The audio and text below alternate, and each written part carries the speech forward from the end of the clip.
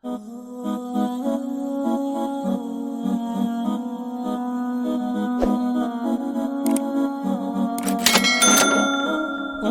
كم أهواها أشتاق لمرآها.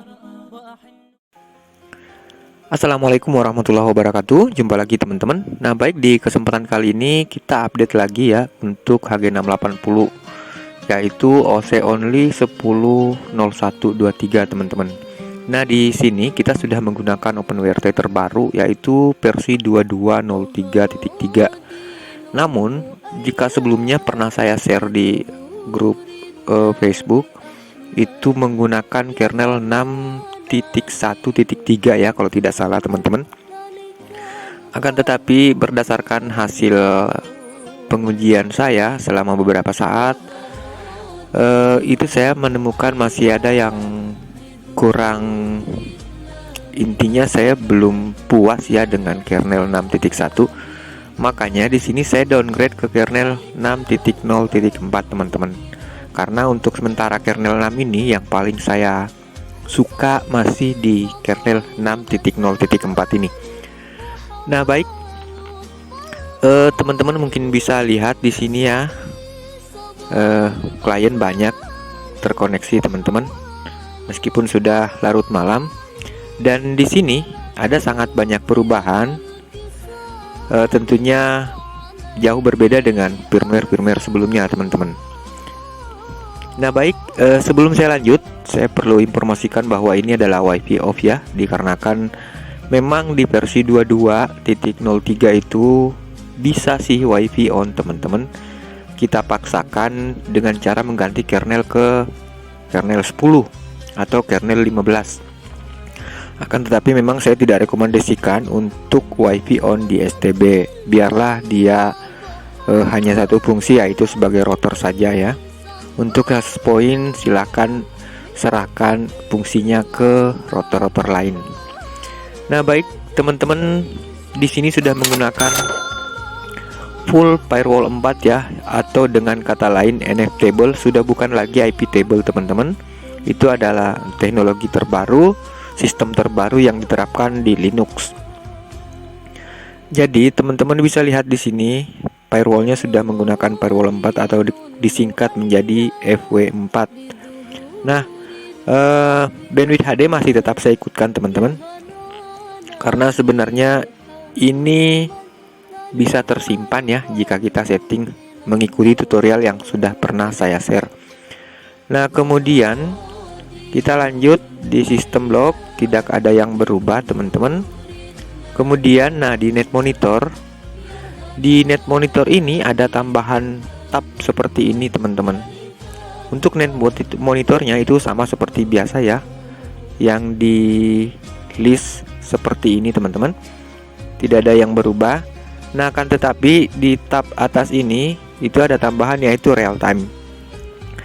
Nah, real time ini untuk melihat penggunaan secara per klien ya, jadi per IP.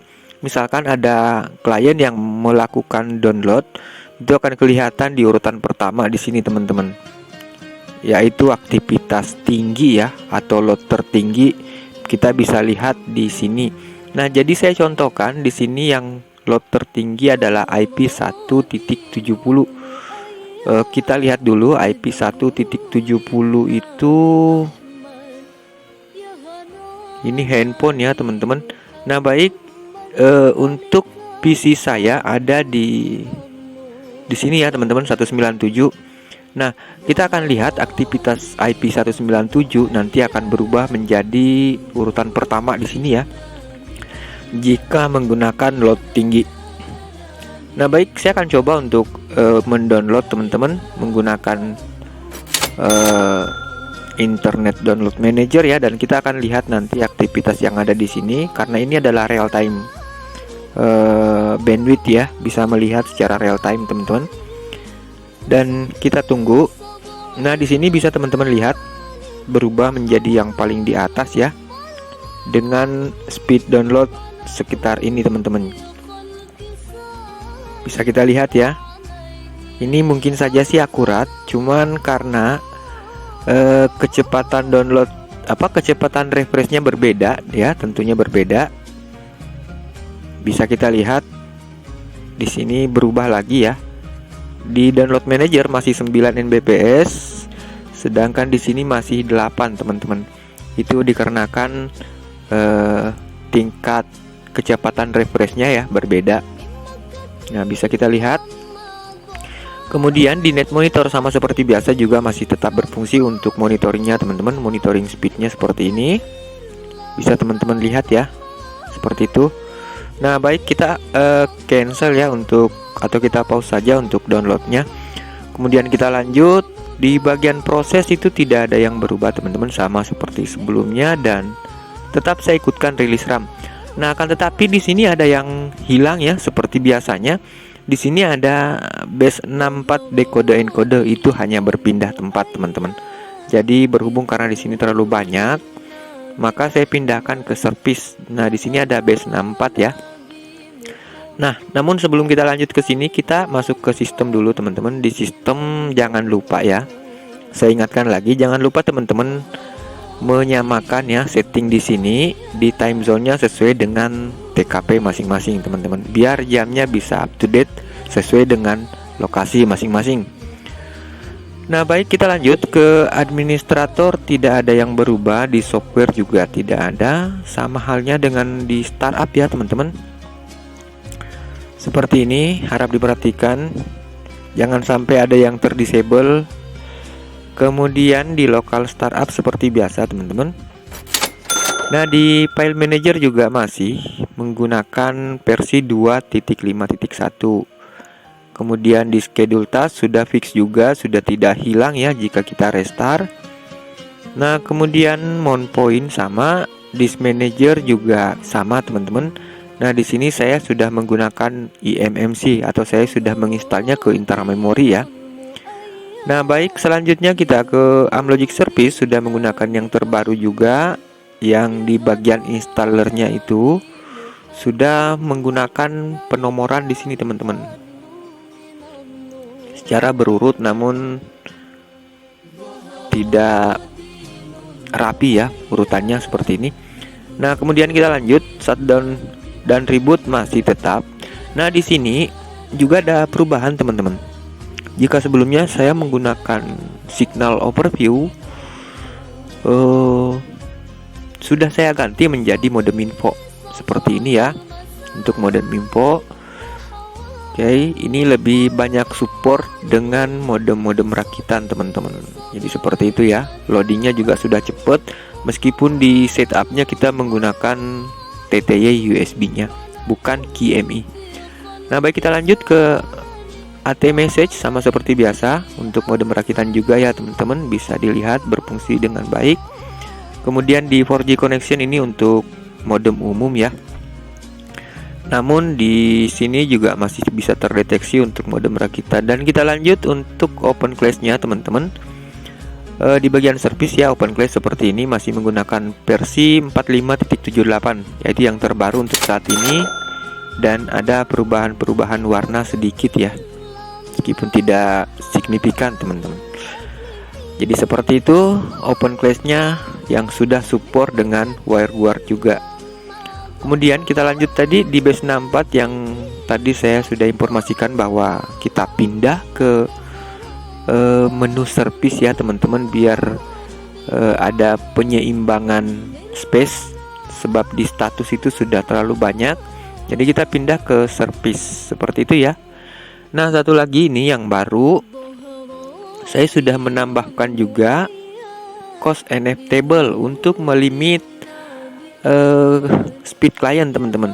Jadi silakan teman-teman lihat di video saya sebelumnya di Indonesian Tech Channel, itu sudah ada reviewnya ya untuk cost NF table. Jadi seperti ini, tinggal diaktifkan teman-teman. Nah, jika keadaannya seperti ini tentu tidak aktif ya, limit enable tidak tercentang, kemudian limit enable di MAC address juga tidak, kemudian di traffic priority juga tidak ada yang tercentang. Nah, akan tetapi perlu saya jelaskan, untuk MAC address itu masih belum sempurna di sini teman-teman. Masih kadang berfungsi, kadang tidak. Akan tetapi jika di IP address itu sudah berfungsi secara maksimal, baik di static maupun di dynamic. Jadi seperti itu ya. Kemudian kita lanjut ke zero tier, masih tetap saya ikutkan dan di sini saya fungsikan. Perlu saya tambahkan juga untuk teman-teman yang menggunakan zero tier di firewall 4 atau di NAT table, jangan dicentang di bagian auto NAT client seperti ini. Kita save dan kita lihat nanti apa sih yang dihasilkan jika kita centang auto NAT client. Silakan teman-teman cek di firewall. Nah, di sini akan ada warning teman-teman. Karena sebenarnya zero tier itu belum full support dengan NF table atau firewall 4. Makanya di bagian NAT kliennya jangan dicentang. Jadi seperti itu ya. Meskipun dicentang sih sebenarnya tidak jadi masalah sih teman-teman, karena warning tersebut juga tidak berpengaruh dengan koneksi, tetap jalan koneksinya. Akan tetapi jika teman-teman tidak merasa tidak puas dengan adanya warning di sini, itu silakan jangan dipakai untuk NAT zero tier-nya. Seperti itu ya teman-teman. Jadi cukup di enable saja, auto NAT client tidak usah dicentang. Untuk lebih akuratnya, untuk lebih maksimalnya, silakan teman-teman tambahkan saja rules ya di open class-nya untuk mengarahkan zero tier ke proxy tertentu. Saya sudah pernah buat videonya juga di Indonesian Tech Channel, silahkan dinonton dan dipraktekkan ya teman-teman. Nah baik, seperti biasa di terminal wajib ya untuk mengeksekusi komen lain di sini, jadi tetap kita ikutkan teman-teman. Oke, kita lanjut ke bagian network, tidak ada yang berubah di sini. Interface-nya saya menggunakan modem rakitan, kemudian di device-nya berhubung karena output-nya saya menggunakan UTL, berarti di sini saya tambahkan menjadi ETH1 seperti itu teman-teman. Nah, untuk teman-teman yang kemarin sempat kesusahan login Luci-nya itu dikarenakan di sini teman-teman. Di DHCP servernya itu force-nya tidak dicentang. Soalnya ada beberapa access point yang memang sudah memiliki fitur auto LAN 1 sehingga rebutan dengan STB untuk menjadi server. Jadi makanya di STB kita paksa ya menjadi force. Jadi artinya kita paksa menjadi server teman-teman. Kemudian di bagian routing tidak ada yang berubah di bagian routingnya ya. Kemudian di HCP DNS-nya tidak ada juga yang berubah.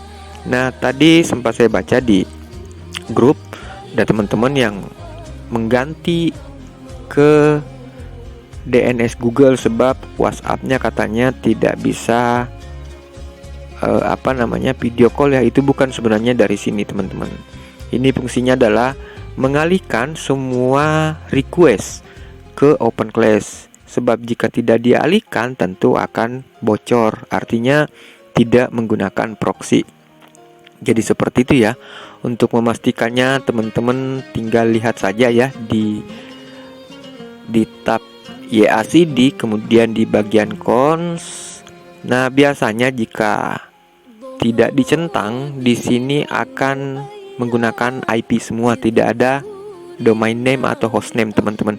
Di sini bisa kita lihat masih terdeteksi domain name dan hostname dikarenakan saya masih menggunakan yang normal-normal seperti ini. Jadi semua koneksi diarahkan ke open class-nya. Baik, kita lanjut. Satu lagi ya teman-teman. Biasanya di sini ada menu hostname, itu sudah berpindah juga ke sini. Jadi tidak lagi di dalam sini ya teman-teman di menu network, kan tetapi ada di dalam tab DHCP and DNS. Jika ingin memasukkan ya atau mengganti IP ini dengan local domain hostname, silakan teman-teman tambahkan di sini. Saya sudah pernah buat juga tutorialnya di Indonesian Tech Channel. Nah, baik, kita lanjut. Diagnostik tidak ada masalah, firewall tidak ada masalah juga teman-teman. Seperti ini. Jangan dicentang di sini ya, software flow of leading, biar teman-teman bisa menggunakan cost NF table. Jika cost NF table kita gunakan kemudian di sini dicentang, itu cost NF table-nya tidak bisa berfungsi. Seperti itu teman-teman. Nah, baik, di bagian bandwidth HD tidak usah disetting, saya sudah setting secara permanen di sini. kecuali jika ingin merubahnya menjadi permanen. Jadi memiliki database yang permanen ya, tentu di sini akan berubah teman-teman. Seperti input CDF dan recover CDF itu harus disetting ke true semua. Sudah ada tutorial juga di Indonesian Tech Channel ya. Nah baik, saya rasa itu yang saya bisa informasikan di firmware kali ini teman-teman. Dan lumayan sih, saya sudah menggunakannya beberapa hari, namun yang di sini saya sudah restart sehingga uptime-nya masih 1 jaman teman-teman. Jadi seperti itu ya, aman. Di sini ada real time-nya untuk melihat koneksi atau load dari bandwidth teman-teman. Jadi penggunaan bandwidth bisa kelihatan di sini per klien ya, per IP. Dan yang bagian atas ini adalah download, kemudian di bawah ini adalah uploadnya. Insya Allah jika ada kesempatan suatu saat saya akan sandingkan saja di sini ya. Jadi cukup satu bagian saja, biar menyatu download berdampingan dengan uploadnya. Tapi mungkin ya, saya belum pastikan juga. Jadi seperti itu teman-teman yang bisa saya informasikan di update kali ini. Dan sementara masih untuk HG680p ya, WiFi off. Untuk STB lainnya mohon bersabar, ditunggu, karena itu perlu setting lagi teman-teman. Oke, saya rasa itu ya, mudah-mudahan saja bermanfaat. Terima kasih banyak. Assalamualaikum warahmatullahi wabarakatuh.